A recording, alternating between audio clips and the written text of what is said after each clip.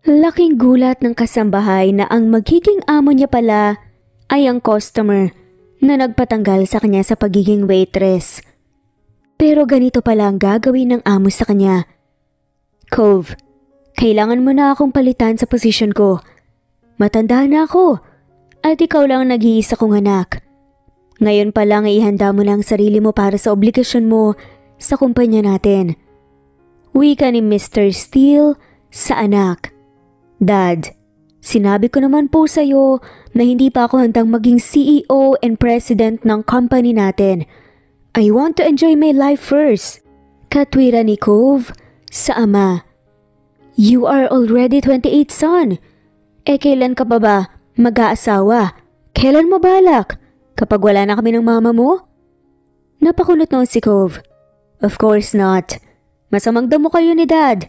Kaya sigurado akong matagal kayong mamamatay. Sad pa nito na hinaluan na lamang ng pagbibiro dahil ayaw niyang naririnig ang mga yun nakataga. Huwag mo nga akong daanin sa biro basta kailangan mag-asawa ka na sa taong to. Tapos ang usapan. Alam mo naman siguro ang mangyayari kapag sinuway mo ako, Cove. Sa kangkungan ng bagsak mo, tila nagbabanta pa nga na saad ni Mr. Steele. I know, Dad. Basta ang usapan natin, Cove, this year na lang ang palugit ko sa'yo. Sige po, Dad, alis na ako. Pakikamusta mo na lang ako kay Mom. Whatever you say, Dad. Tila napapagod na saad ni Cove sa ama at sa katuluyan ng lumabas ang bahay ng kanyang mga magulang. Tumiretso siya sa pagmamayari niyang bar, ang Dance Crave Bar. Papagabi na rin at sigurado siyang marami na namang tao mamaya sa bar. Busy na naman siya sa pagiging bartender. Pagpasok niya pa lang sa kanyang bar ay agad siyang napalingon sa kanyang waitress na si Amara. Ngingiti-ngiti ito sa lalaking kausap nito. Hindi alam ni Cove kung bakit bigla na lamang kumulo ang kanyang ulo dahil sa nakita. Amara, oras ng trabaho, hindi oras ng pakikipaglandian. Mariinawi ka ni Cove sa babae. Masama siyang tinignan ng dalaga. Excuse me po, hindi ako nakikipaglandian. Ini-entertain ko lang po ang customer ng bar. Umorder po siya at nag-uusap po kami ng maayos. Palaban naman nawi ka ni Amara kay Cove. Hindi yun ang nakikita ko. Kung ayaw mong makarating kay boss ang ginagawa mo, ayusin mo ang trabaho mo. Madilim ang mukha na wika ni Cove kay Amara. Pare, na-misinterpret mo lang si Amara. Huwag mo naman siyang isumbong sa amo niyo. Sabi ni Kina, ang kausap ni Amara. It's my decision, not yours. May inis pa rin ang boses na saad ni Cove at tinalikuran ng dalawa. Habang si Amara naman inis na inis talaga sa inaasal ni Cove. Habang masama ang tingin na Amara sa papalayong binata, hindi niya rin maiwasang hangaan ito. Guwapo si Cove at maganda rin ang pangangatawan. Papasa nga itong model. Kung hindi lang talaga sa masama nitong ugali, ay baka nagustuhan na niya ang binata. Napabuntong hininga at naiilang na lamang din siya sa inaasal ni Cove. Pasensya ka na kanina. Ganun talaga ang ugali nun. Parating galit. Nung ipinanganak yata siya, nasalo niya lahat ng sama ng loob ng lahat ng tao. Biro ni Amara kay Kina. Ayos lang. Kung hindi ko lang kilala yang si Cove na masungit ay baka maisip kong nagsaselo siya sa akin. Natatawang wika ng customer. Lingid sa kalaman ni Amara, magkaibigan sina Cove at Kinan. At alam ni Kina na si Cove ang may-ari ng Dance Crave Bar na pinagtatrabahuan ni Amara. Malakas na tumawa si Amara dahil sa sinabi ni Kinan. Alam mo sir, mapagbiro ka pala. Bakit naman magsiselos ang isang yun? Halos nga hindi kami nagpapansin ng dalawa dito sa bar. Ngayon lang po nakailam ang lalaking yun. Nakasimangot na wika pa ni Amara. You will never know. Bakit hindi mo tanungin? Amara, gusto mo ba talaga matanggal sa trabaho? Sigaw muli ni Cove. Natawag sa kanya. Kita mo yun? Yun ba ang taong nagsiselos? Hinding-hindi yun mangyayari. Sige na po Sir Miguel, ikukuha na po kita ng order nyo. Galit na galit po kasi yung dragon sa kasungitan eh. Saad ni Amara. Sige na, don't mind me. Pagtataboy sa kanya. Ni Keenan. Si Keenan ang regular na customer sa Dance Crave Bar na pinagtatrabahuan niya. Kaya naman napalapit na rin siya kay Keenan. Bukod sa malaki ito kung magbigay ng tip, kaya Amara mabait din. Hindi ito nang babastos, katulad ng ibang customer nila. Heto na ang order, Sir Ken. Don't say his name. Akin ang order niya. Agad ni inagaw ni Cove sa kanyang papel. Asikasuhin mo na lang ang ibang gagawin. Or much better kung sa kusina ka na lang, yung hindi ka makikita ng mga customer. Saad ni Cove kay Amara. At bakit naman po ako sa kusina magtatago? Wala naman po akong sakit para magtago sa kusina. At lalong-lalo na po sir, waitress ang trabaho ko, hindi kusinera. Pasigaw na sagot pa ni Amara kay Cove. Just do what I say. Pasigaw rin ang wika ni Cove kay Amara. Huwag mo nga po akong sigawan, hindi ako bingi.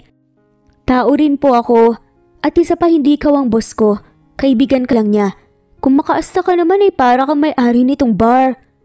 Huwag mo akong subukan Amara. You know me, marami na akong napatalsik na empleyado rito. Kaya kung mahal mo pa ang trabaho mo, better follow me. Seryosong wika ni Cove kay Amara. Matalim na tinignan ni Amara si Cove bago pa dabog na nagpunta sa kusina. Kakainis ka talagang lalaki ka. Puwisit talagang lalaki yun. Sigaw niya sa loob ng kusina. Ano bang sinisigaw-sigaw mo dyan? Para kang baliw. Biglang napalingon si Amara sa nagsalita sa kanyang likuran. Matalim ang mga matang tinignan niya si Cove. Anong ginagawa mo dito? Kusinero ka na rin ba? Hindi ka bartender? Inis na wika ni Amara kay Cove. I'm here para ibigay itong bago mong uniform. Masyadong sexy ang damit mo. Kita na halos ang kaluluwa mo. Iniabot nito sa kanya ang isang paper bag na hindi niya napansing hawak nito kanina. Umirap na lamang si Amara. At saad nga nito kay Cove, hindi kita boss para sundin kita. At saka matagal na itong uniform ko, no? Bakit ngayon mo lang napansin? Tsaka lahat naman ng waitress ganito ang uniform ah. Bakit ako lang mag-iiba? Sunod niyang tanong kay Cove na nagtataka. Just because, pumayag na ang boss natin na palitan ng uniform mo. Sige na, magbihis ka na at saka kung wala masyadong customer sa labas, dito ka sa kusina mamamalagi. Bawal kang lumabas kapag konti lang naman ang tao. Bilin pa ni Cove bago umalis sa kusina. Nagtitili si Amara dahil sa inis kay Cove. Kakainis ka talagang lalaki ka. Ang sarap mong kalbuhin. Kung makapag-utos akala mo naman kung sino. Kagigil. Inis niyang wika at labag sa loob na nagbihis ng bagong uniform. Halos madaling araw na rin na nakauwi si Cove sa kanyang bahay. May sarili siyang bahay, hindi sa ayaw niyang makasama ang magulang, kaya lang nape-pressure talaga siya sa mga ito. Ayaw niyang basta-bastang mag-asawa, dapat niya pa iyong pag-isipang mabuti. Mabilis siyang humiga, sa mahabang safati pinikit ang mga mata. Napangiti siya nang maalala ang inis na muka ng empleyado niyang si Amara na hindi alam ni Amara na ito pala ang boss niya. Gustong gusto talaga niyang ininis ang dalaga. Hindi niya alam kung bakit. Basta gusto niya itong inisin. Pero nang maalala naman niya ang pagngiti nito sa kaibigang si Keenan, ay nakaramdam siya ng selos. Dahil sa inis ay pinilit niya ang sariling makatulog. Ilang sandali pa nga ay iginupo na siya ng antok. Malakas sa boses ng ina ni Cove ang nagpagising sa kanya. Masakit pa ang kanyang ulo. Gusto pa niyang matulog pero pinilit niyang magmulat ng mga mata. Cove, gumising ka na dyan. Tignan mo nga tong bahay mo. Ang kalat-kalat. Teka, wala ka bang maid dito? My goodness son, para kang isang daga na nakatira sa maruming lungga. Panenermo ni Mrs. Clover sa anak. Ikaw Clover, wag mo akong pinibiro-biro. Wala akong oras para dyan. Tignan mo nga yung bahay mo at ang daming kalat. Nasaan ba ang maid mo? Bakit hindi ka kumuha? Ma'am, I want my privacy, okay? May cleaner naman ako. Tatawagan ko mamaya para maglinis dito sa bahay. Pagod na wika ni Cove sa ina. No, you need a maid. Tama nga ang daddy mo, kailangan mo ng mag-asawa para may mag-asikaso naman sa'yo. Hindi itong ganito. Hindi pa ako ready mag-asawa, ma'am. Ready or not, wala kaming pakialam. Ako nang maghahanap ng kasambahay para sa'yo. Kailangan maasahan ng kasambahay na makukuha ko para sa'yo, okay? Ma'am, don't worry about me. Kaya ko na po ang sarili ko, umuwi na lang po muna kayo at baka ma-stress ka pa rito. Or just go and shop, mom. Enjoy yourself. Kesa ako ang atupagin mo. Shut up. Mamili ka. Asawa o maid? It's up to you, son. Pangba-blackmail ni Mrs. Clover sa anak. Napanguso naman si Clove sa sinabi ng ina. Fine, mom. Hanapan niyo ako ng katulong. Ayos na ba? That's good to hear, son. Sige, alis na ako. Take care, son. I love you. Nakangiting wika ni Mrs. Clover at hinalikan sa pisngi ang anak. I love you to, mom. Sabi na lamang niya sa ina at hinalikan din ito sa pisngi. Napabuntong hininga na lamang si Cove nang umalis na ang ina. Why can't they leave me alone? God, please help me. Tanging panalangin na lamang ni Cove. Samantalang naghahanda na si Amara para sa pagpasok sa Dance Crave Bar. 6 p.m. ang bukas ng bar at dapat 5:30 ng hapon ay nasa bar na sila. Nay, heto na po yung gamot nyo. Mamaya po pagkatapos yung kumain, inumin nyo na po yan, maliwanag po ba? Bili ni Amara sa ina. Napangiti naman si Aling Loida sa anak. Anak, kabisado ko na ang oras ng pag-inom ko ng gamot. Huwag mo na akong alalahanin pa. Kaya ko ng sarili ko. Gusto ko lang na lagi kang paalalahanan sa pag-inom niyo po ng gamot. Baka kasi nakalimutan mo na eh. Hindi pa naman maasahan si Bruno at panay ang laro sa cellphone niya. Kaya dapat, lagi kitang paalalahanan. Para din naman po yan sa inyo. Nakangiting wika ni Amaras ina at hinalikan sa noo. Sada man ni Aling Loida, ikaw talaga anak. Napaka maalalahanin mo. Ang swerte ko at naging anak kita. Naku si nanay talaga. Nagdadrama na naman. Ang swerte ko rin naman sa inyo ni tatay ah. Ginawa niyong lahat para sa amin. Kaya bumabawi lang ako sa inyo. Saad ni Amara. Salamat talaga anak. Alam kong masaya ang tatay mo kung nasaan man sila ngayon. Nakangiting wika ng kanyang ina. Muli niyang niyakap ang ina at hinalikan. Bruno, bantayan mo ang nanay. Wala ka talagang baon sa akin sa susunod na linggo. Kapag hindi nakainom si nanay ng gamot, bahala ka. Sikaw niyang bilin sa kapatid. Huwag kang mag-alala ate. Ako pong bahala kay nanay. Maasahan mo ko dyan. Sigaw naman ni Bruno sa kapatid.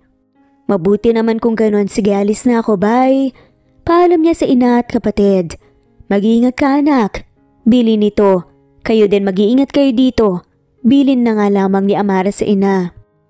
Pagdating ni Amara, sa Dance Crave Bar ay agad niyang nakita si Cove. Parang wala ito sa sarili. Napairap siya. Pakialam ko naman sa kanya. Pulong niya nasabi. Papasok na siya sa loob ng locker nang tawagin siya ni Ken. Amara! May pasalubong pala ako para sa'yo. Heto galing France ang kapatid ko at maraming chocolates na pasalubong sa amin. Naalala kita kaya naisipan kong dalhan ka. Nakaiting wika ng customer nito na si Ken sa kanya. Naku, salamat dito ah. Paborito ko pa naman ang tsokolate. Mukhang mamahalin pa, salamat talaga. Masayang sabi ni Amara at kinuha ang mga chocolate na binigay ni Ken sa kanya. Pero nandun na naman ang asungot nitong boss na hindi niya alam na boss niya pala. This is my second warning to you, Amara. Matigas ang boses na wika ni Cove. Agad namang napalingon si Amara sa binata. Oh no, andyan na naman. Ano na naman bang ginawa ko? Sad na lamang ng babae. Wala naman akong nilabag na rules ng Dance Crave Bar ah. Hindi ba't sinabi ko na sa'yo na bawal ka makipaglandian sa oras ng trabaho? Bakit ba ang tigas ang ulo mo? Excuse me, hindi pa po oras ng trabaho at isa pa hindi ako nakikipaglandian. Ang tawag doon, pakikipagkapwa-tao. Which is wala ka, tsaka customer siya no? Hindi na talaga mapigilan ni Amara ang sarili. Sobrang naiinis na siya sa ugaling meron si Cove. Wala naman siyang ginawang masama rito. Ewan niya ba kung bakit mainit ang dugo nito sa kanya. Kung gusto mo lang namang makipaglandian, ang mabuti pa ay maghanap ka na lamang ng ibang trabaho kung ayaw mo akong sundin. Tinitigan niya ito ng seryoso sa mga mata. Sad naman ni Ken. Pare, mukhang sobra ka naman ata kay Amara. Nagpapasalamat lang naman siya dahil sa pasalubong na ibinigay ko sa kanya. Don't be hard to her, sabi ni Kenan. Sad naman ni Amara. Kung yan ang gusto mo, magre-resign ako ora mismo. Sabihin mo sa may-ari nitong bar na salamat na lang sa lahat-lahat. Total sabi mo close kayo, di ba? At umaakto ka na parang ikaw ang may-ari ng bar. Sad pa nga ni Mara. Nakakahiya naman kasi sa kagaya mo na isang perpekto. Itinapon ni Mara ang uniform niya sa mukha ni Cove. Sinasauli ko na rin yung walang kwenta mong uniform. Sigaw pa ni Mara. Binalingan niya si Ken at pilit na nginitian. Salamat nga pala dito sa chocolates na binigay mo ah. At saka pasensya ka na sir. Hinging pasensya na lamang ng babae. Sad naman ni Ken. It's okay. Ihatid na kita. Sabi pa nito. Pero saad naman kaagad ni Cove. Hindi ka alis dito Mara. Hindi ka pwedeng mag-resign. Pilit na pinigilan ni Cove ang pagtaas ng kanyang boses. Kanina sabi mo maghanap na lang ako ng bagong trabaho. Kaya nag-resign ako at maghahanap na ako ng bagong trabaho. Huwag kang mag-resign. I will double your salary. Biglang wika pa ni Cove. Napakunot noo si Mara. Ha? Ikaw? Bakit? Ikaw ba ang may-ari nito? At kahit triple pa ang bayad mo sa akin, hindi na ako magtatrabaho rito. Lalo na, at makikita ko parati ang pagmumukha mo. Tayo na, Sir Ken. Sabi ni Mara kay Ken. Hindi na nagsalita pa si Cove, kaya nagpasalamat si Mara dahil nakakairita ang boses ni Cove. Nakahinga siya ng maluwag nang makalabas ng bar na dating pinagtatrabahuhan. Ayos ka lang ba? Pwede kitang tulungan maghanap ng mapapasukan. Pahayag pa ni Ken sa kanya. Nako, hindi na po. Kayang-kaya ko namang maghanap ng trabaho eh. Ayos lang ako. Kesa naman magtiis ako sa ugali ng masungit na Clove na yon. Basta kapag kailangan mo ng tulong, nandito lang ako, okay? Salamat Ken. Magkaibigan tayo. Mabuti na lang at tulog na ang kanyang ina dahil mahihirapan siyang magpaliwanag kung bakit maaga siyang umuwi ng bahay. Pagpasok niya sa kanyang silid, agad siyang nahiga. Napatitig si Mara sa kanyang kisame. Lord, tulungan niyo po sana akong makahanap na kaagad ng trabaho. Ayoko pong mag-alala sa akin ng ina ko. At kapatid, ang dami ko pong gastusin. Sana po makahanap ako kaagad. Kasi saan naman po ako kukuha ng pang-araw-araw namin kung wala akong trabaho? Sana po gabayan niyo ako. Mahina niyang panalangin at ipinikit na ni Mara ang mata upang makatulog na. Samantalang sa bar naman, panay ang inom ni Cove ng alak. Naiinis siya sa sarili niya. Mukhang tama nga si Ken. Sumobra ata siya. Muli na naman siyang tumungga ng alak nang umupo ang mga kaibigan niya sa stool bar counter. Oh, anong ginagawa niyo rito? Inis niyang tanong sa mga kaibigan na sina Matthew, Mateo, Loki at Ken. Magkakaibigan silang 5 at tinaguri ang bachelor's hot men in the country. Kaya halos kilala sila ng mga tao. Sad pa nga ni Mateo. Sabi ni Ken broken-hearted ka raw eh. Oo nga, alam namin kailangan mo ng kainuman. Dapat lang naman talaga na libre mo kasi ikaw ang broken-hearted. Sad nila Mateo, Matthew at Loki. Sabi naman ni Ken, pare, he's in love kaya nga tinawagan ko kayo at sinabi kong broken-hearted. Kasi naman, padalos-dalos ang desisyon ni Cove. Yan tuloy, umalis. Iba kasi yung paraan niya ng pagpaparamdam ng pagmamahal. Napapailing na saad na lamang nito. Napailing na lamang si Cove. I'm not in love, okay? She's nothing to me. Mariin niyang wika sa mga kaibigan. Kung she's nothing to you, bakit ka umiinom ngayon? Tanong naman ni Ken. Masama bang uminom? Kilala ka namin pare, kaya hindi mo kami maloloko. Saad ni Mateo habang nakangisi. Upang hindi na humaba pa ang usapan, nanahimik na lang siya. Noon kanya nga aminin sa mga kaibigan na may gusto siya kay Amara, kaya parati niya itong iniinis. Pustahan na lang tayo, ilang buwan mula ngayon liligawan mo si Mara. Dahil gusto mo siya. Kapag hindi mo siya niligawan, ibig sabihin, mali ako ng hula. Ano sa tingin mo? Sabi ni Ken kay Cove. Hindi ako makikipagbustahan sa'yo. Hindi ko gusto si Mara, period. Kung ganun, makipagbustahan ka. Harmless bet, Cove. Walang mawawala sa akin at ganun din naman sa'yo. It's just a game. Kaya wala kayong masasuggest? Paghahamon pa ni Ken sa kaibigan. Ayos lang naman sa akin, wala naman tayong itataya. Tulong na namin to para mahanap mo na ang babaeng para sa'yo. Sangayon pa nga ni Mateo. Kayo nang bahala, wika naman ni Matthew. Sada man ni Loki, basta ako wala akong kinalaman dyan. Ayoko madamay at baka makarma pa ako. Naiiling na wika ni Loki sa mga kaibigan at natatawa na lamang. Malalim na bumantong hininga si Cove. Kung sa bagay harmless bet lang naman yun, kaya pumayag siya sa gusto ni Ken. Fine. Sisiguraduhin kong hindi ko liligawan si Mara.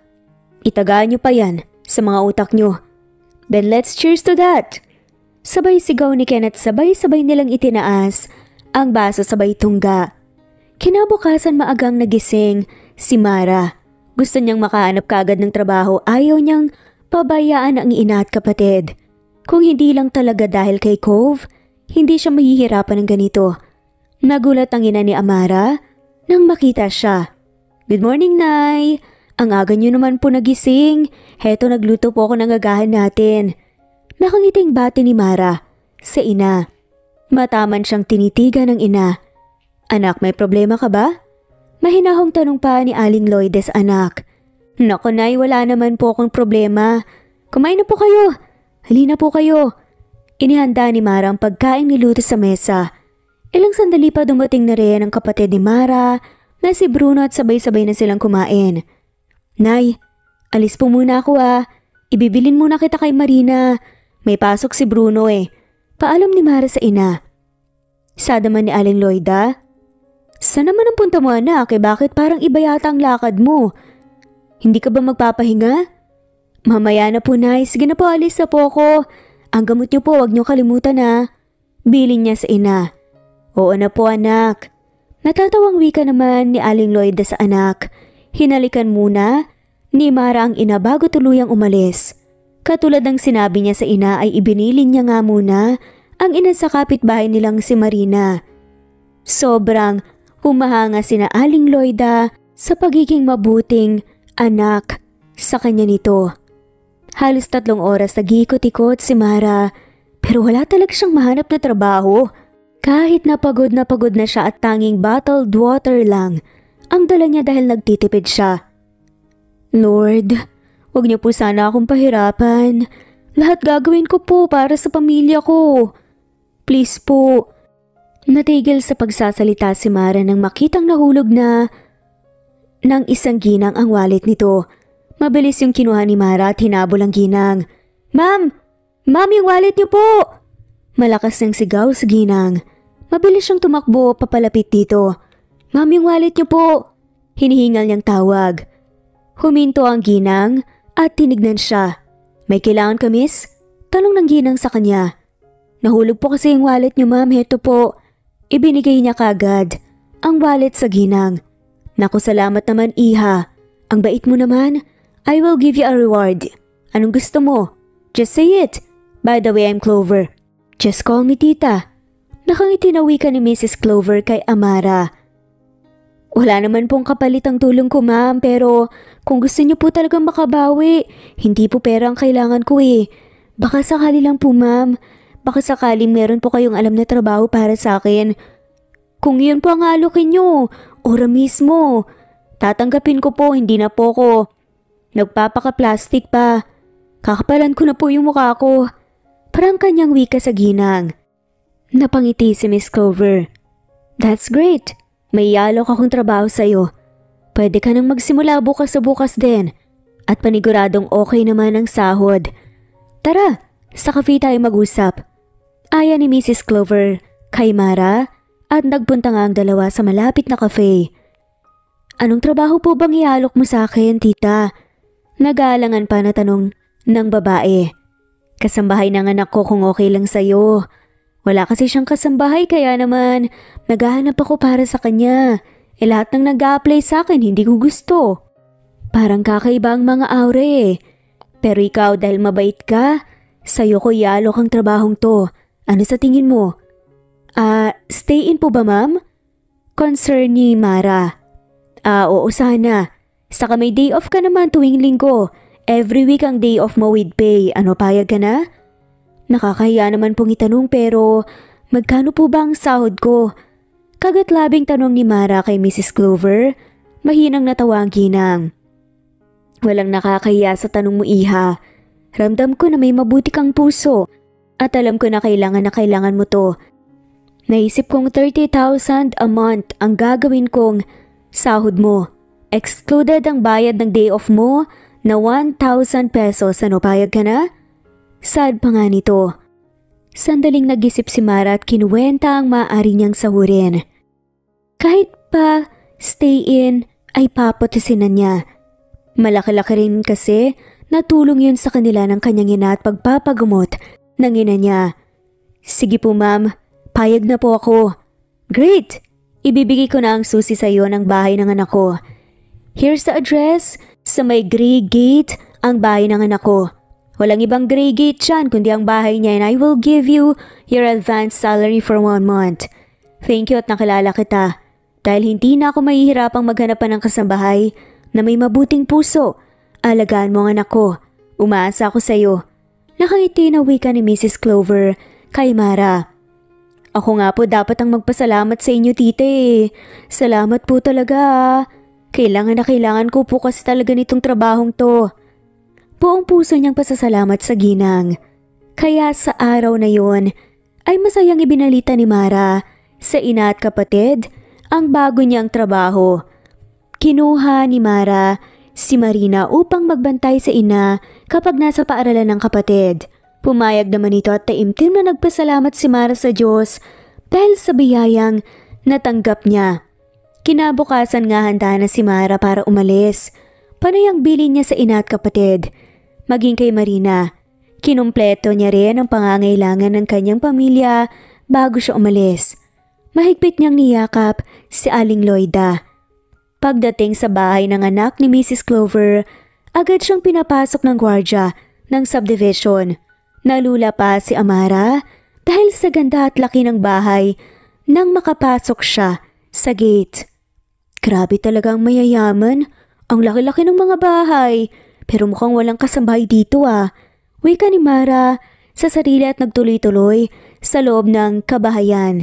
Mabuti na lang at binigay sa akin ni Tita Clover ang susi ng bahay ng anak niya. Lalaki o babae kaya ang anak ni Tita? Nakalimutan kong itanong. Kausap ni Mara sa sarili. Inilagay niya muna sa carpeted floor ang mga dalang gamit hanggang punta sa kusina dahil nakaamoy ng masarap na luto. Babatiin na rin niya ang kanyang amo para hindi ito magulat kapag nakita siya. Good morning! Ako nga po pala si Mara, ang bago niyo pong kasambahay. Masiglang bati pa nga ni Mara sa lalaking nakatalikod sa kanya. Halos lumuwa ang mga mata ni Mara nang makita ang lalaking kanyang magiging amo. Ikaw? Sigaw niya nang makita si Cove. Sa dinami-dami ng pwedeng maging anak ni Mrs. Clover, ay bakit si Cove pa talaga? Sa isip-isip niya. Yes, ako si Cove. Hindi na ako magtatanong kung bakit ka nandito. Sinabi na ni Mom ang tungkol sa pagiging housemaid mo. Hindi ko akalain ikaw pala ang tinutukoy ni Mom. Iba talaga maglaro ang tadhana, no? Umalis ka sa bar para hindi ako makita pero heto ka sa akin pa rin babagsak. Nanginis pa nga na wika ni Cove kay Amara. Lord naman, ano bang ginawa ko sa past life ko at pinapahirapan niyo po ako ng ganito? Tila gusto na nga lamang umiyak ni Mara pero wala siyang magagawa. Nandito na siya. Aatras pa ba siya? Huwag ka nang magdrama dyan, maupo ka na. Kumain na muna tayo. Sigurado akong gutom ka na. Sabi ni Cove sa kanya.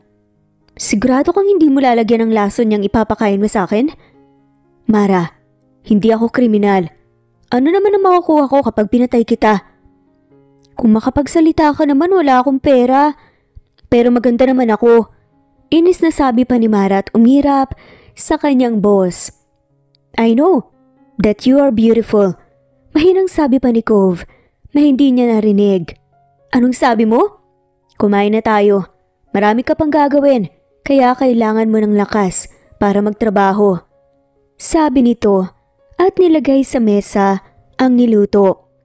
Natakam naman kagad si Mara nang makita ang pagkaing nakahain sa mesa. Marunong ka pala talaga magluto. Mukhang masasarap pa. Hindi mapigilan ni Mara ang magkomento. Of course, marunong ako magluto. Independent ako eh. Kung hindi lang ako kinulit ni Mommy, hindi naman talaga ako papayag na magkaroon ng kasambahay. Pero malaki kasi ang bahay mo para linisin mong mag-isa. Sa tingin ko nga mahihirapan ako maglinis ng buong araw dito sa bahay mo eh. Don't worry. Hindi mo naman kailangan linisin ang buong bahay. Ang kwarto ko lang, sala at kusina lang ang kailangan mong linisin. Ang iba, pwede ng cleaner ang gagawa. May cleaner ka pala? Eh bakit kumuha pa si Tita Clover ng kasambahay para sa'yo? Curious naman na tanong ni Mara. Nakita niya ang pagngiti ni Cove. May kinataas ng kanyang kilay. Kailan mo pa naging tita si Mommy? Pagtataray naman ni Mara. Bakit? Masama bang tawagin ko siyang tita? Tanong pa nito. Mara, I'm just asking, bakit ba lagi kang galit sa akin? Kumain na nga lang tayo, gutom ka lang. Naiiling na wika pa ni Cove pero natatawa pa rin. Dahil gutom na nga rin si Mara, kumain na lamang siya. Wala siyang pakialam kung para siyang dragon kung kumain. Sa gutom siya. Pagkatapos kumain, sinamahan siya ni Cove sa magiging silid niya. Bili ni Mommy na wag kitang patutuloyin sa maid's quarter, which is gusto ko sanang gawin. Pero makulit si Mommy eh. Kaya sa guest room ang magiging kwarto mo. Sabi ni Cove habang umaakyat sila papunta ng second floor. Huwag kang mag-alala, sasabihin ko kay tita na sa maid's quarter ako matutulog. Doon naman talaga ako nababagay eh. Napangiti si Cove. At sasabihin mo kay Mommy na sinabi ko sa iyo ang balak kong gawin? So ikaw pala ang spy niya. Magiging masama na naman ako sa mata ng Mommy ko. Masamang tinignan pa ni Marang binata. Alam mo hindi talaga kita maintindihan eh. Ako na nga makikiusap sa Mommy mo para hindi ka na mahirapan tapos ngayon ako pa talaga may balak na masama? Ewan ko talaga sa yung lalaki ka. May sayad ka yata sa utak eh. Panginis pa nga ni Mara kay Cove. Gwapo naman. Asa ka. Pangit mo kaya. Pangit ang ugali mo.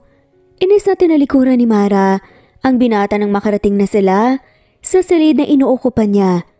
Kahit kailan talaga ay kumukulo ang dugo niya kay Cove. Sana lang talaga ay magtagal siya sa bahay na to. 2 linggo ring nagtrabaho si Mara bilang katulong kay Cove.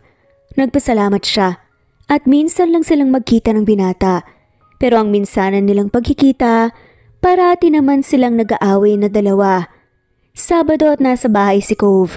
Naglilinis ng sala si Mara nang tawagin siya ni Cove sa kusina. Anong kailangan mo? At tinawag mo ko? Tanong ni Mara.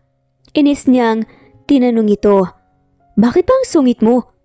Wala naman akong ginagawa sa iyo ah. Gusto ko lang talagang ipakita itong cake na binili ko. Maganda ba ang design? Tanong ni Cove sa kanya. Nanlaki ang mata ni Mara nang makita ang design ng cake. Malakas namang natawa si Cove sa kanyang reaksyon. Alam mong bastos mo talagang lalaki ka. Dahil sa inis niya, kumuha siya ng icing sa ibabaw ng cake na ipinakita nito sa kanya at mabilis na ipinahid sa mukha ng binata. Anong ginagawa mo? Pasigaw pa na sabi ni Cove. Si Amara naman ngayon ang tawa ng tawa dahil sa itsura ni Cove at habang tinuturo pa ang mukha nito. Deserve mo yung kumag ka. Pati pagkain hinahaluan mo talaga ng kahalayan mo eh. Biglang napatigil si Mara nang makitang pinahid ni Cove ang kamay sa cake at patakbo sa kanya. Mabilis pa sa kidlat na tumakbo si Mara. Ngunit dahil mabilis tumakbo si Cove at mahaba rin ang bias nito, agad siyang naabutan. Pinahiran nito ng cake ang kanyang buong katawan. You deserve it, Mara. Bakit mo kasi ako pinahiran ng cake sa muka? Patawa-tawang wika ni Cove sa kanya. Ang bastos mo kasing lalaki ka. Kapag talaga ako nakabalik sa kusina, buong cake ilalagay ko sa mukha mo. Masungit na banta pa ni Mara. Ang bastos mo. Anak, hindi ko alam na nakikipaglaro ka pa hanggang ngayon. Matanda ka na para dyan. Sabi ni Mrs. Clover nang bigla namang nahiya si Mara dahil sa itsura niya. Imbes na malinis ang datna ni Mrs. Clover sa loob ng bahay ng anak, puro kalat ng icing ng cake ang makikita. Tita, kayo po pala. Pasensya na po, makalat po yung nadatnan nyo. Ito po kasing anak nyo eh. Napakasutil. Sumbong niya sa ginang. Napatawan na lamang ng bahagya si Clover. Ayos lang iha. Mukhang nag-enjoy naman kayong dalawa. Pangiti-ngiti naman na wika ni Mrs. Clover sa kanya. Don't worry po dahil lilinisin ko naman po lahat ngayon to. Maliligo lang po ako. Paalam ni Mara sa ginang at umalis dahil nahihiya siya. Si Cove na ang bahalang maglinis ng kalat dito, Mara. Sasamahan mo akong mag-shopping. Sad naman ni Clover kay Mara na aalis na sana. Mommy, maid ko po siya. Siya po ang maglilinis dito. Bakit parang siya po yung anak nyo? Sambakol pa ang mukhang wika ni Cove sa ina. Ako nagpapasahod kay Mara, kaya ako masusunod. At saka kailangan mo ring matutong maglinis ng bahay, wag mong iasa lahat kay Mara. Sermon pa ng ginang kay Cove, sabay ngumiti ng bahagya. Don't mind him, iha. Sige na, magbihis ka na, talis na tayo. Walang nagawa si Mara kundi sundin ng ginang, habang si Cove naman nakabusangot ang muka. Nang tinignan niya ito ay masama ang tingin sa kanya, pero binalatan niya ito na mas lalong ikinainis ng binata. Sa isang sikat na mall dinala ni Mrs. Clover si Mara. Mara iha, may tanong ako sa iyo. Sabi ni Mrs. Clover kay Mara. Ano po yun tita? Sa tingin mo ba, handsome ang anak ko? Tanong nga nito habang nakangiti ng nakakaloko. Natigilan naman si Mara sa naging tanong ng ginang. Tumikim siya bago sumagot. Gwapo naman po talaga yung anak niyo. Masama lang po talaga yung ugali. Napaismid siya sa huling sinabi. Mahinang natawa naman si Mrs. Clover. Mabait na bata yang si Cove. Masungit nga lang sa mga taong malapit sa kanya lalo na sa gusto niya. Tila nagpaparinig na saad pa ni Mrs. Clover. Napakunot-nuot tuloy si Mara. Ano pong ibig niyong sabihin tita? Nagugulo ang tanong ni Mara sa ginang. Bakit hindi mo akitin ang anak ko? Alam kong gusto ka ng anak ko, Mara. Kaya sundin mo ang payo ko. Panggagatong pa nga nito. Huwag po kayong magbiro ng ganyan, tita. Si Cove? Magkakagusto po sa akin? Naku, malabo po kung yung mangyari. Noon pa man po, ayaw na niya sa akin. Kaya nga, nawalan po ako ng trabaho sa bar dahil sa kanya. Malungkot na saad pa niya. Iha, alam mo bang naniniwala ako sa kasabihang, the more you hate, the more you love? Kasi ganyan-ganyan din ang ugali ng ama ni Cove, iha. Kaya maniwala ka sa akin. Wala naman po akong gusto kay Cove. At naniniwala rin ako sa kasabihang, love takes time. Kaya pumayag ka, nakitin ang anak ko. Magpa-sexy ka lang naman Tignan natin kung hindi siya aamin sa'yo or much better, kung pagsalusin kaya natin siya. Excited pa nga na wika ni Mrs. Clover habang nakakalokong umiti kay Mara. Tita, hindi naman po siguro tama na akitin natin si Cove. Ayoko naman po na mag-assume ka agad. Nahihiya na wika niya. Okay, sige. Tara na nga mag-shopping na tayo. Hinila na nga siya ni Mrs. Clover papasok sa malaking butik ng mga damit. Halos isang araw nilang nag-shopping. Maraming pinamili si Mrs. Clover sa kanya at nagpasalon pa talaga siya. Hindi nga niya halos makilala ang sarili dahil ang ganda-ganda niya. Kaya naman ay gabi na siya nang makauwi. Hinatid lang siya ni Mrs. Clover sa bahay ni Cove at hindi na ito pumasok pa. Malinis na ang sala pagpasok niya, nakahinga siya ng maluwag. Umakyat na siya sa itaas para ilagay ang mga pinamili nila ng ina ni Cove. Nagbihis muna siya ng pantulog niya. Spaghetti strap at maikling shorts. Naglagay pa nga siya ng lotion sa kanyang katawan at nag-spray ng pabango. Paniguradong papansinin na taasa rin na naman ako ni Cove nito. Bulong nito sa sarili at lumabas na ng kanyang kwarto. Sunod-sunod siyang kumatok sa silid ni Cove. Kakatok pa sana siya nang biglang bumukas ang pinto at lumitaw sa harapan niya si Cove na wala pang itaas na damit.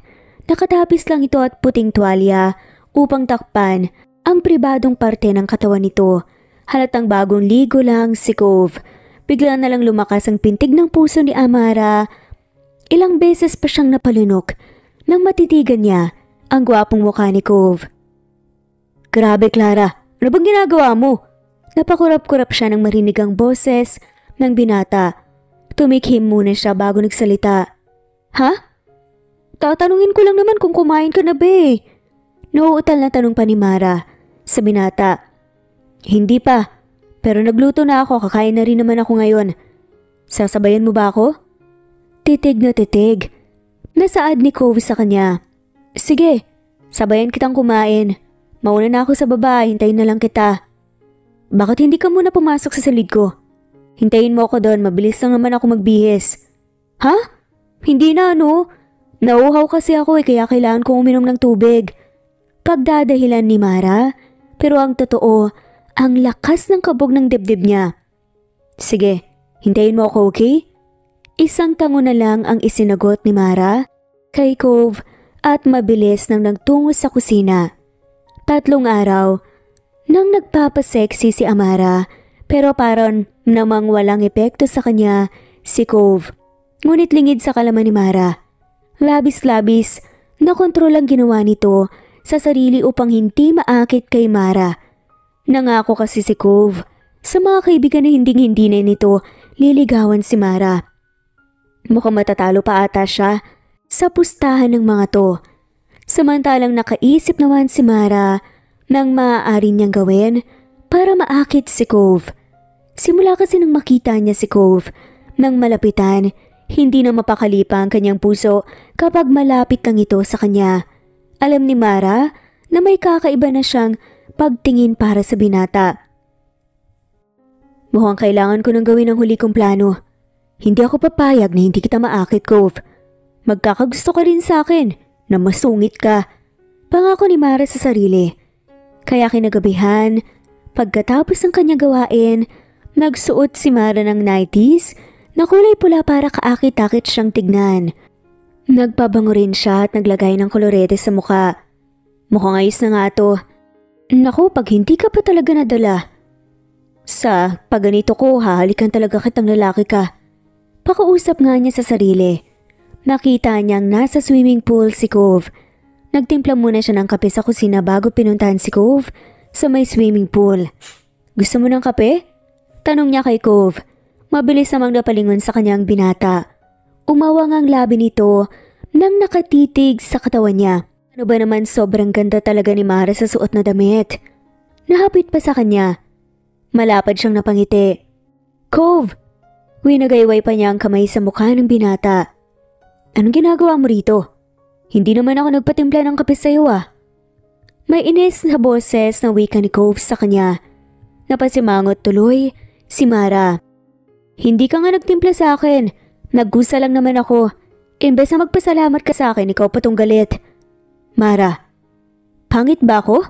Ilang beses na ako nagayos para naman kahit papaano makita mo ko ah. Umaasa akong mapapansin mo ko pero mukhang nagkamali ako. Hindi mo nga ako gusto. Mahinang wika ni Mara sa binata. Kahit kailan talaga may pagkaprangka itong si Mara. Basta ang mahalaga naman sa kanya wala siyang natatapakan na ibang tao sa kanyang ginagawa. Para namang kumirot ang puso ni Cove nang makita ang kalungkutan sa mukha ni Mara. Na misunderstood ata ng babae ang kanyang mga kinikilos. Tumayo siya at hinawakan ng kamay ng dalaga.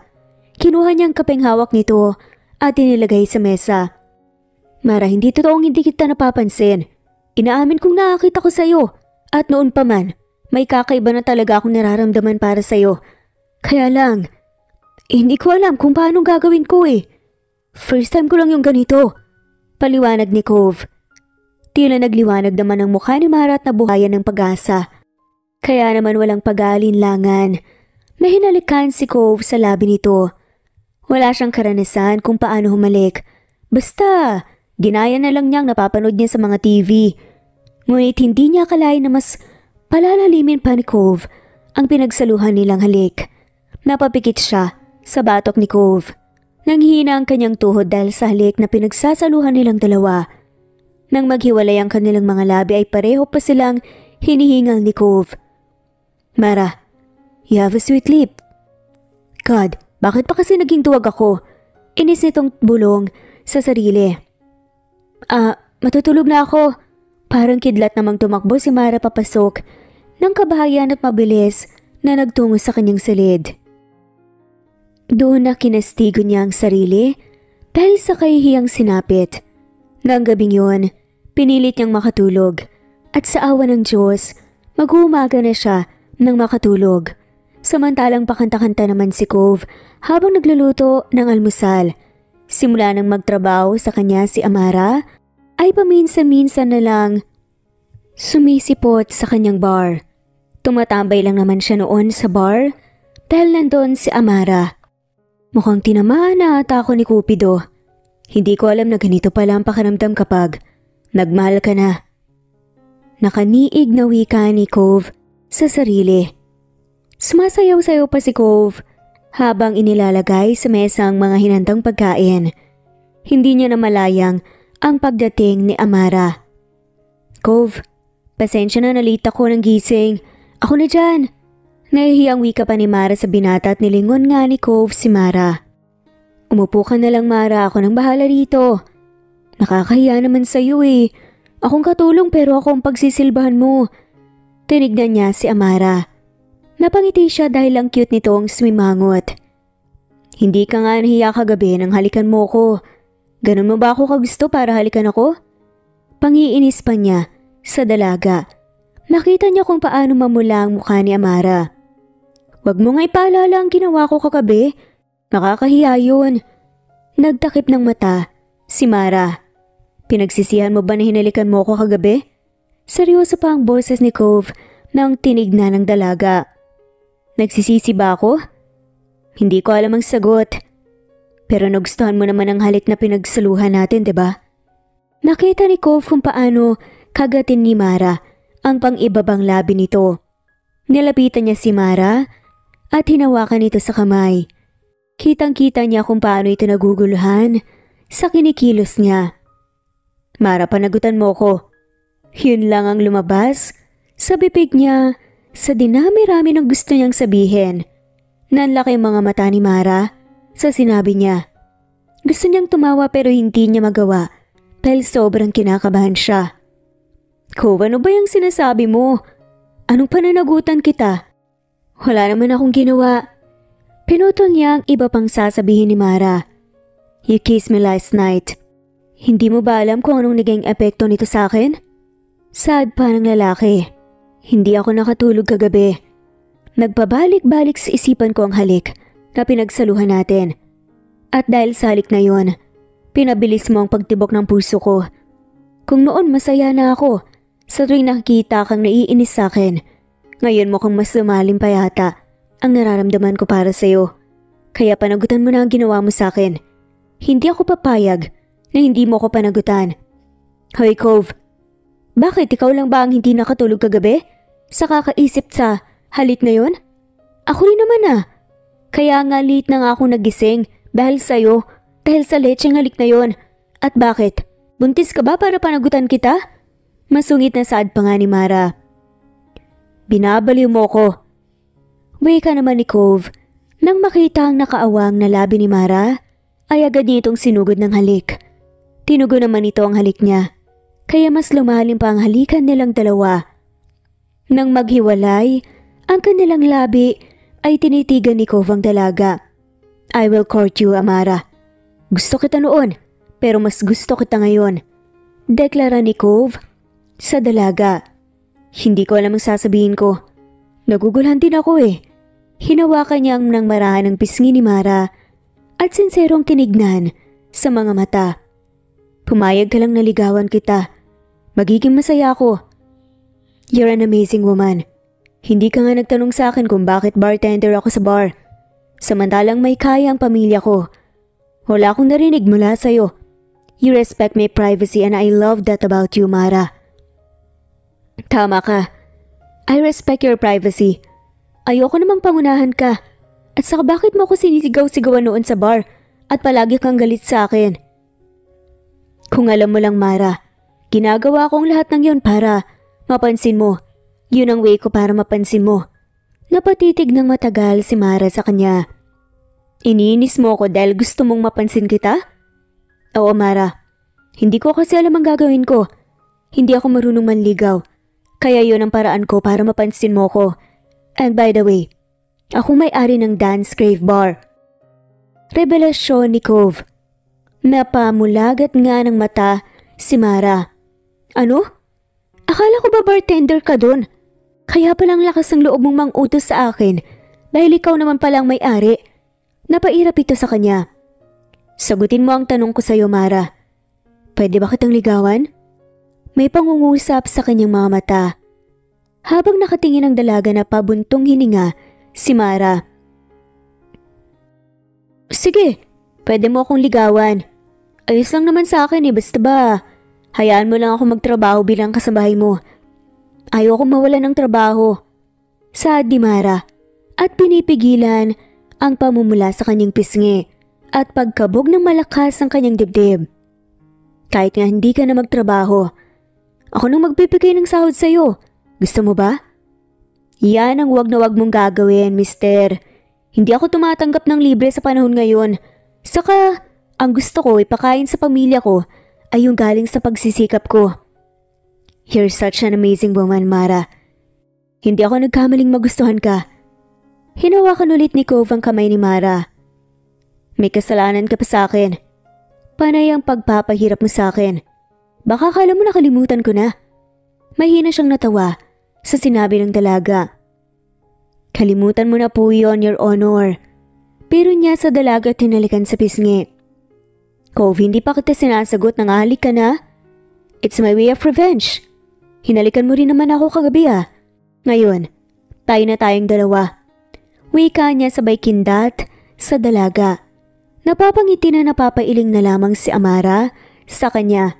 At nang umagang yun ay masayang nagsalo ang dalawa sa hapag.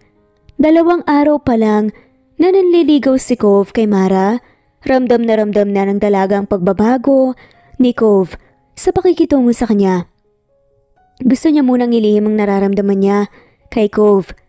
Gusto niya munang makasigurado na mahal nga siya ni Cove at hindi siya pinaglalaroan lang. Isang umaga, nagulat si Mara nang hindi makita si Cove sa buong kabayan. Nasaan kaya ang lalaking yun? Dati-rati naman naglalagay siya ng notes sa may ref kapag alis siya eh. Pakausap niya sa kanyang sarili. Dahil hindi makita ni Cove, nagtrabaho na lang siya. Pero bago magtanghalian ay may dumating na mga taga-salon daw. Aayusan daw nila ang babae dahil yun ang utos ni Cove. Nasaan ba kasi si Cove? Tsaka wala namang okasyon na bakit ako mag-aayos? Tanong ni Mara sa bakla na ang pangalan ni Roberta na inihanda na ang mga gamit para sa pag-aayos sa kanya. Sad naman ng bakla. Pasensya ka na, madam. Napagutusan lang po. Sumunod ka na lang po para hindi tayo pare-parehong mawala ng trabaho. Sabi ng baklang si Roberta. Sige, ayusan niyo po ako. Ayoko namang mawalan kayo ng trabaho. Maraming salamat naman, madam. Huwag ka pong mag-alala. Pagagandahin ka namin. Thanks. Maikli niyang tugon. Makalipas ang 3 oras ay natapos na rin ang pag-aayos kay Mara. Hindi makapaniwala si Mara nang makita ang sarili sa salamin. Wow naman, grabe ang transformation ko ah. Ako ba talaga to? Manghapa niyang tanong. Maganda po kasi kayo, madam. In-enhance lang po natin. Kaya mas gumanda pa kayo. Sabi ni Roberta. Muling nagpasalamat si Amara sa mga nagayos sa kanya. Makalipas ang ilang oras, nakarating na sa isang malawak na hardin si Mara. Medyo mainit ang sikat ng araw pero may bubong naman ang buong hardin kaya naman hindi umabot sa kanyang balatang sikat ng araw. Ang ganda naman dito. Bakit ako dito pinapunta ni Cove? Mukhang wala namang katao-tao dito Pakiusap niya sa kanyang sarili. Humakbang si Amara, papunta sa gitna na may bilog at may mga bulaklak na nakatanim. Maganda ang pagkakadisenyo kaya naengganyo siyang pumunta sa gitna. Uupo na sana si Mara nang biglang makarinig ng musika sa kanyang likuran. Nang mapalingon siya, nakita niya si Cove na may hawak na mikropono at unti-unting kumakanta. Labis ang sayang nararamdaman ni Mara sa mga oras na yon. Pagkatapos na kumanta ni Cove, tumalikod siya sa kanya. Cove, hindi makapaniwalang tawag niya sa pangalan ng binata. Ilang beses niyang binasa ang nakasulat sa likuran ni Cove. Will you be my girlfriend, Amara? Tanong nito sa kanya. Tumulo ang luha sa kanyang mga mata at sunod-sunod na tumango. Hindi akalain ni Mara na gagawin ng kanyang boss/manliligaw ang ganito. Oo, Cove. Oo. Paulit-ulit na sagot ni Mara. Biglang humarap sa kanya si Cove at agad siyang siniil ng halik sa labi. Labis-labis ang saya sa kanilang puso dahil talagang parehong tinitibok ng puso nila sa isa't isa. Isang buwan ng relasyon nila Cove at Mara. Gusto pa sanang magtrabaho ni Mara kay Cove bilang maid dito pero hindi na talaga pumayag pa ang binata. Cove, hindi naman pwedeng bigay ka lang ng bigay sa akin. Tapos wala akong ginagawa. Hindi pera ang habol ko sa'yo. Alam mo yun. Kaya hayaan mo na akong magtrabaho ha? Pakiusap ulit niya sa nobyo. Huwag ka nang magtrabaho. Ayoko mahirapan ka. Pero kung mapilit ka, fine. Pero doon ka na sa office ko magtatrabaho. Tinanggap ko ng pagiging CEO and president sa company namin. Kaya naman balak kong doon ka na magtrabaho bilang assistant ko. Doon makakasama kita araw-araw at mababantayan din kita. Nakangiti nitong wika. Fine, pero sa bahay namin ako uuwi Nag-alala ako kay nanay at sa kapatid ko Magkakasama naman tayo buong araw. Kaya hayaan mo na ang gabi ko sa pamilya ko. Pwede ba yon? Pakiusap niya sa nobyo. Oo naman. At saka, baka kapag nagtagal ka pa sa bahay ko, ay baka hindi ko mapigilan ng sarili ko at makain kita ng buhay. Piling saad pa ni Cove, sa kanya na siyang naging dahilan ng pamumula ng kanyang pisngi. Hoy Cove, huwag kang mahalay dyan. Hindi naman ako mahalay Nagsasabi lang ako ng totoo. Siya nga pala. Bukas na magsisimula ang trabaho mo, gusto mo bang ihatid kita mamayang gabi sa bahay nyo? Sige ba? Ipakikilala na rin kita sa pamilya ko. Nakangiti na pagsang-ayon pa ni Mara sa nobyo. Mahigpit namang niyakap ni Cove si Mara at marahang hinalikan sa labi. Kinagabihan nga, inihatid ni Cove si Mara sa bahay ng mga to. Ipinakalala rin siya ni Mara sa ina at kapatid. Masaya siya at welcome na welcome siya sa bahay ng nobya. Hindi na ako magtatagal, babe. Susunduin na lang kita bukas dito, okay? Paalam niya sa nobya. Nagpaalam na rin siya sa pamilya nito. Sige babe, hintayin kita bukas Mag-ingat ka sa pagmamaneho. Of course, mag-iingat talaga ako. Mahal kaya kita at gusto ko pang bumuo ng pamilya kasama kita.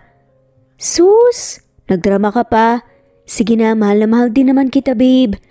Hinalikan muna niya sa labi ang nobya bago tuluyang umalis. Kinabukasan, sinundo ni Cove si Mara sa bahay ng dalaga. Titig na titig si Cove sa nobya. Makikita sa mga mata niya ang paghanga sa nobya. Wow babe, ang ganda mo. You're gorgeously beautiful. Puri niya sa nobya. Salamat, pinaghandaan ko talaga to. Ayoko namang mapahiya ka sa mga empleyado mo. Nakangiti nitong wika sa kanya. Hinalikan niya muna sa labi ang nobya at iginaya sa loob ng sasakyan. Pagdating sa kumpanya, kinakabahang hinawakan ni Mara ang kamay ng nobyo. Kinakabahan ako, babe. Baka mapahiya kita. Sabi niya kay Cove. Don't say that. Believe me, magugustuhan ka rin nila. And kahit hindi ka nila magustuhan, wala akong pakialam. You are my woman. At hindi ako papayag na saktan ka nila. Physically and verbally paglalaban kita. Matatag na wika nito sa babae. Nakahinga naman ng maluwag si Mara at kinilig sa sinabi ng nobyo. Thank you, babe. Alam kong malayo ang agwat ng estado natin sa buhay pero hindi pinaramdam sa akin na malayo ang agwat nating dalawa. Dahil dyan, mas lalo pa kitang minahal. I love you, babe. Masaya niyang wika sa nobyo at marahan itong hinalikan sa labi. Ang sweet ng babe ko. Tayo na at baka hindi na kita ipakita sa mga empleyado. Ikaw talaga. Tayo na nga, baka ano pang gawin ko sa'yo eh. Mabilis na lumabas si Mara sa kotse ng nobyo. Hinabol siya ni Cove at tatawa-tawa niya itong tinignan. Babe naman, excited pa naman ako sa kung ano ang gagawin mo sa akin sa loob ng kotse. Binitin mo naman ako eh. Nakasimangot na wika ni Cove sa kanya. Mabilis niyang hinalikan ng nobyo sa labi. Saka na maghintay ka muna hanggang sa ikasal na tayo, okay? Nakita niyang natigilan si Cove sa sinabi niya. Magpakasal tayong dalawa. Bakit ayaw mo? Of course gusto ko. Nagulat lang ako, akala ko kasi hindi mo naisip na bumuo ng pamilya kasama ako. Emosyonal pa na sabi ni Cove. Napangiti na lamang sa kasintahan si Mara. Tayo na nga, dami mong drama eh. Hinila na niya papasok ang nobyo sa malaking building na pag-aari nito. Magkahawak kamay sila habang papasok sa lobby ng building. At pagpapakilala pa nga ni Cove, Everyone, this is Amara Dominguez, my girlfriend. Respect her. Like you respect me. Kapag may narinig ako na masama tungkol sa girlfriend ko, papalayasin ko kayo sa aking kumpanya. Am I clear? Seryoso niyang sabi sa mga empleyado niya. Sabay-sabay naman na sumagot ang lahat ng empleyado. Nahihiya siya dahil sa sinabi ni Cove, kaya yumuko na lamang siya. Don't be shy, babe. Gusto ko lang ipagsigawan sa mundo kung gaano ko kamahal ang isang Amara Dominguez. Nakangiti na wika ni Cove sa kanya. Ang swerte ko talaga sa'yo. Nakangiti niyang wika rito. Niyakap lang siya ng nobyo at tinilikan sa noo. Mabilis lang na lumipas ang mga araw at 3 buwan na magkarelasyon sina Amara at Cove at parehong masaya ang dalawa. Masaya rin si Mr. and Mrs. Steele sa relasyon nilang dalawa. Hindi pumasok si Mara sa araw na yon dahil gusto niyang sorpresahin ang kanyang nobyo. Ipagluluto niya ito ng mga paborito nitong pagkain. Kaya nagdahilan siya na masakit ang kanyang ulo dahil may dalaw siya. Mabuti na lang at hindi na ito nagtanong pa sa kanya. Malapit na ang lunch nang umalis si Amara at nagtungo sa opisina ng kanyang nobyo. Dahil kilala na siya doon, madali lang para sa kanyang makapasok sa building. Nakita niyang wala ang sekretarya ng nobyo kaya dire-diretso siyang pumasok sa opisina ni Cove nang matigilan siya. Sada man ni Cove. Nang marinig niya, wala kang sasabihin kay Amara tungkol doon sa pustahan. Ayokong isipin na pinagpustahan natin siya tungkol doon sa paniligaw. Nanlamig ang buong katawan ni Amara nang marinig yun. Sad naman ni Ken.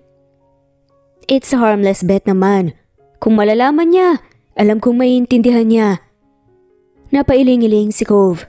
Kahit na, ayoko pa rin malaman niya ang tungkol sa pustahang yon. Nang biglang, Mara? Tumayo si Cove at nilapitan si Mara. Teka, tama bang narinig ko? Pinagpupustahan niyo lang ako? At ikaw, Ken? Akala ko pa kaibigan kita. Nagkamali pala ako sa pagkakakilala sa'yo. At ikaw naman gago ka. Pinaniwala mo kung mahal mo ko. Yun pala, isa lang yung kalokohan. Simula sa araw na to, wala na tayo.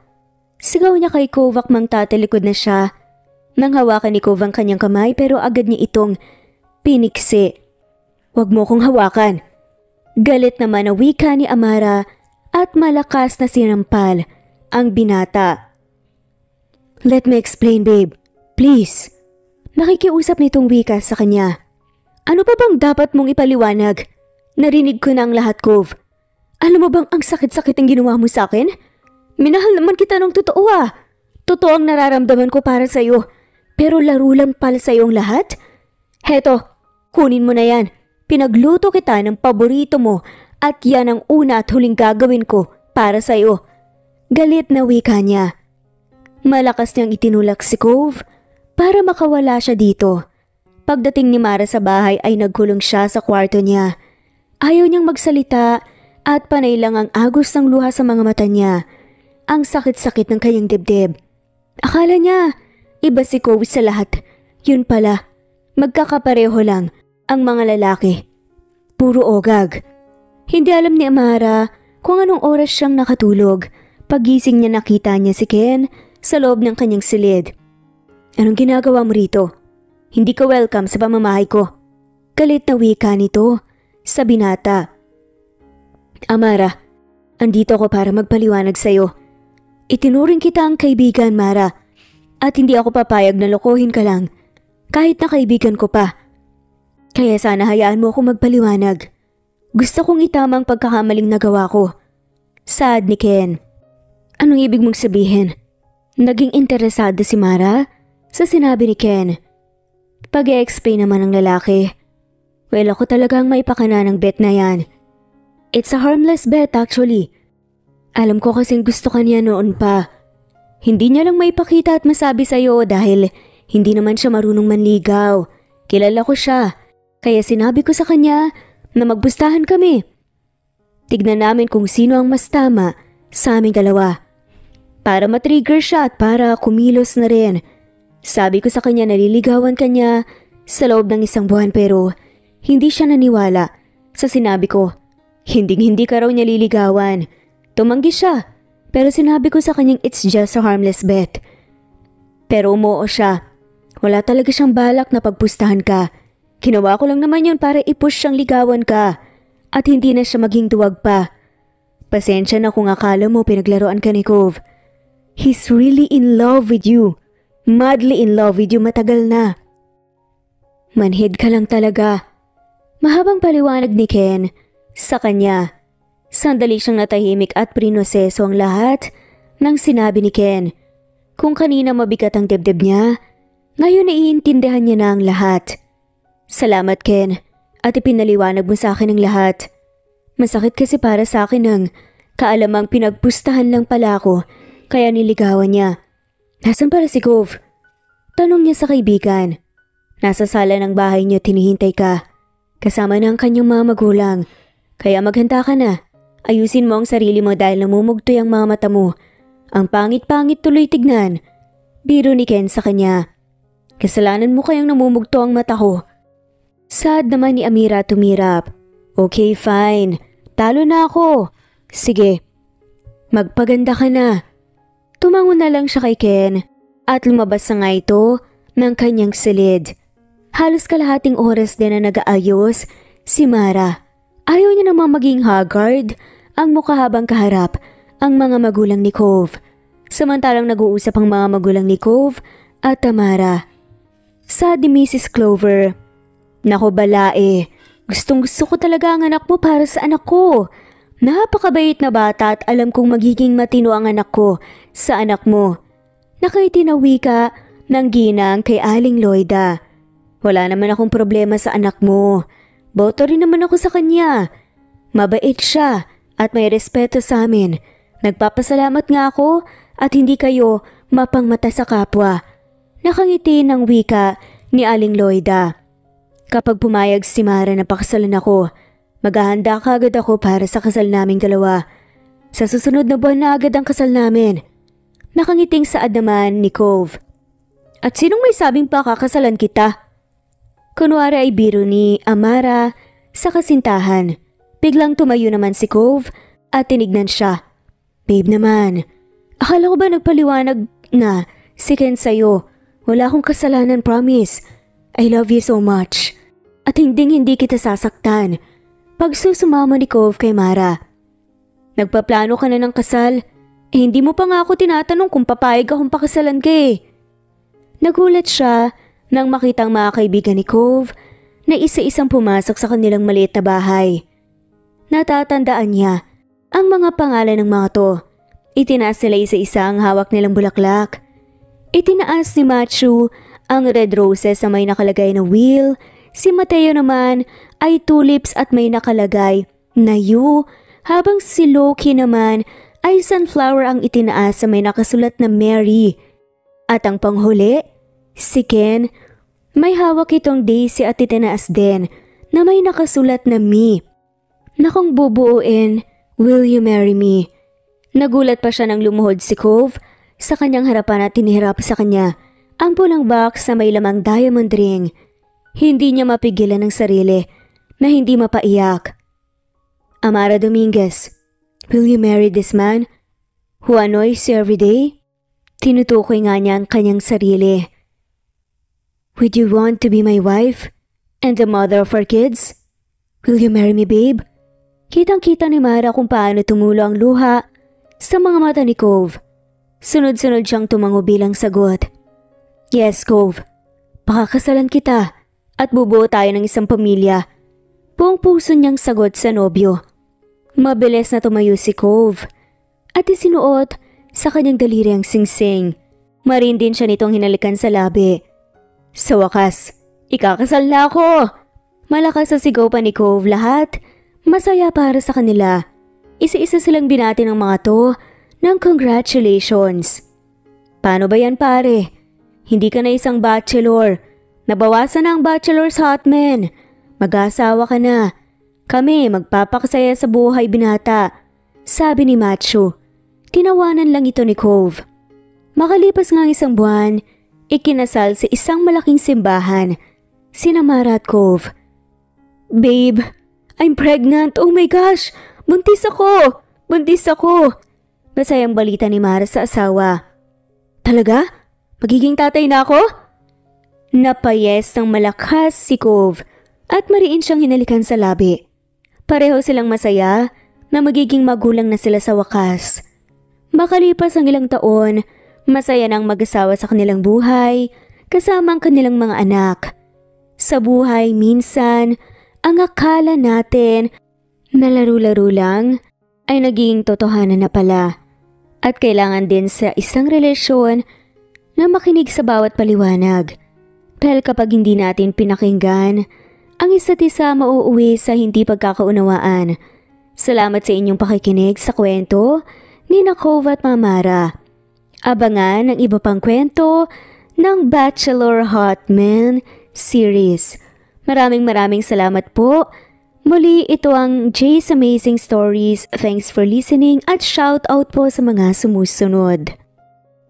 Merlilyn, Emily Borak, Daisy Blasa, Mespet Hanaban, Mylene Versosa, Presbyteros Rose, Jen, Vanessa, Cecilia Alvior, Nesbet, Teofila Perez, Daisy, Wenoni, Nelani Juan, Rosemary de la Cruz, Rosemary Palaganas, Imelda Forteza, Wenoni Anya Lucas, Ostonalito, Jerry Ramos, Judy Quilates, Imelda Forteza, Amalia Manabat, Cecil, Raquel Magno, Julie Hermosura, Susan Upaga, Fe Fulgencio, Juby Hernandez, Juvie Romero, Charlie Naton, Ana Vence, Rosemary Corpus, Sunshine Sotalbo, Nelani Juan, Harem Ruhi, Kira Trisha Ortaleza, Andrea Taga, Carmelita Mendoza, Fe Navares, Lynn Lee, Jomar Ria Bueno, Jeoka Ditek, Teresita Tagian, Wawateng of Sarangani Province, Mindanao, Eileen Lomano Glagana, Merlilyn, Shirley Peralta, Miras Channel, Harem Ruhi, Anita Hernando, Judy Kilates, Mirna Josue,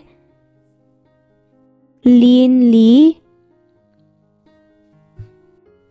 Lina Castillo, Emily, Wendy Bird, Mirna Josue, Madeline Escoro, Rosemary de la Cruz, Emily, Didi, Jane Magallanes, Eileen, Mark Anthony Seriales, Evangelina,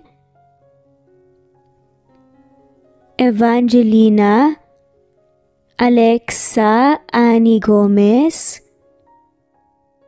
Jean Hesareno, Ana Vencer, Ferrer Hazel, Rodrigo Miguel, Ana, Vanessa, Chu, Abdul Lolita, Karim, OFW Pinoy,